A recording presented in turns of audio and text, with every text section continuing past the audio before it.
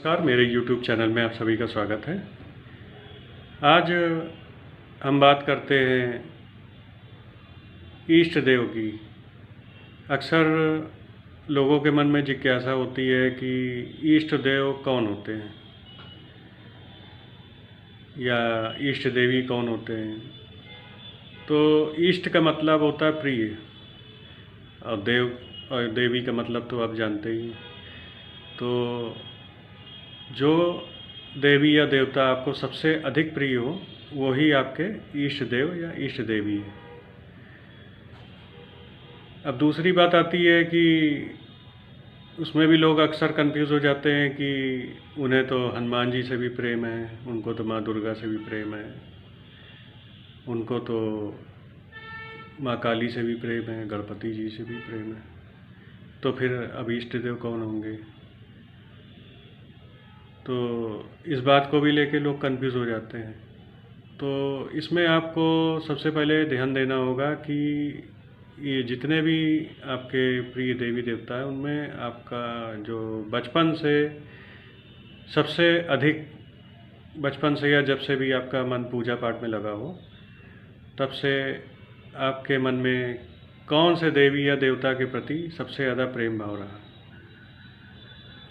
उसके बाद आप वर्तमान समय का भी ध्यान रख सकते हैं कि अभी कुछ समय से या वर्तमान समय में जितने भी आपको देवी देवता प्रिय हैं, उनमें से सबसे ज़्यादा जो आपका मन जिनमें रमा रहता है, जिनकी प्रतिमा या फ़ोटो देखते ही आपके मन में एक अलग सा भक्ति भाव उभर आता है, या आपके आँखों में कुछ आंसू से आ जाएं उनकी फ़ोटो या प्रतिमा को देख करके, या फिर मन हर्षित होने लगे और बार बार उन्हीं देवी या देवता को देखने का मन करता हो, या आपके चित्त में निरंतर उनका बार बार ध्यान आता रहता हो, आप ना भी चाहते हो तब भी उनकी छवि या उनका ध्यान बार बार आपके मन में आता रहता हो, तो आप इससे भी निर्णय कर सकते हैं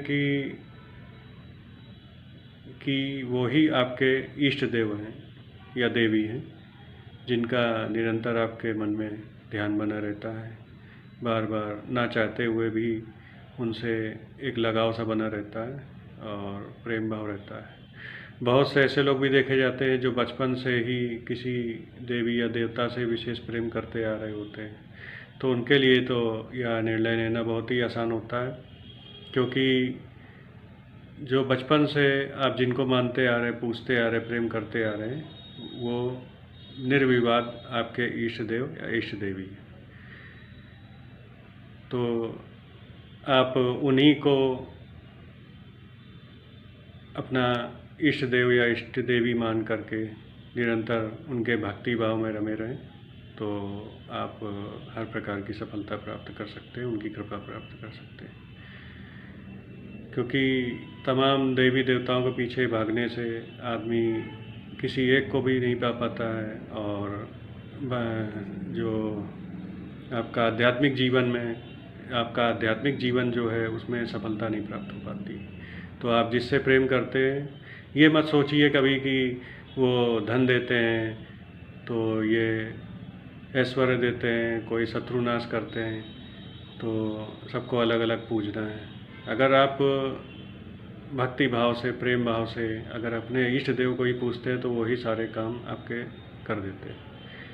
इसके अलावा बहुत से लोग कुंडली से भी इष्ट देव का चयन करते हैं। कुंडली में भी कुछ ग्रह ऐसे, मतलब कुछ भाव ऐसे होते हैं जिसमें बैठे हुए ग्रहों के हिसाब से इष्ट देव का निर्धारण किया जाता है या इष्ट देवी का निर्धारण किया जा सकता है। लेकिन अधिकतर आप देखेंगे कि जिन देवी देवताओं से या किसी भी देवी देवता से आप बहुत ज़्यादा प्रेम करते हैं, तो वह उनका जो ग्रह है वह आपकी कुंडली में उसी स्थान पर बैठा मिल जाता है। मतलब अगर आप कुंडली भी चेक कराते हैं तो 80 से 90% लोगों की कुंडली में वही इष्ट देवी देवता निकल के आते हैं जो आप बचपन से या जब से पूजन पाठ कर रहे हैं, जब से पूज रहे हैं या भक्ति भाव से किसी को मान रहे हैं, तो वही आपके इष्ट देव निकल के आते हैं। अगर आपके जो मन में बसे कोई और हैं, लेकिन जो आपकी कुंडली के अनुसार जो इष्ट देव या देवी देवता निकल कर आ रहा है, तो आप दोनों को भी मान सकते हैं।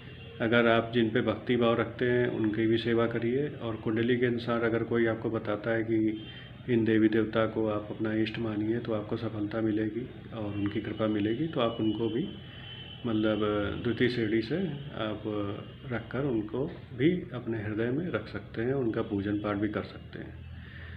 धन्यवाद। आशा है कि आप सभी को यह जानकारी बहुत पसंद आई होगी। अगर आपको यह जानकारी पसंद आई तो इसे लाइक करें, सब्सक्राइब करें और शेयर करें। धन्यवाद।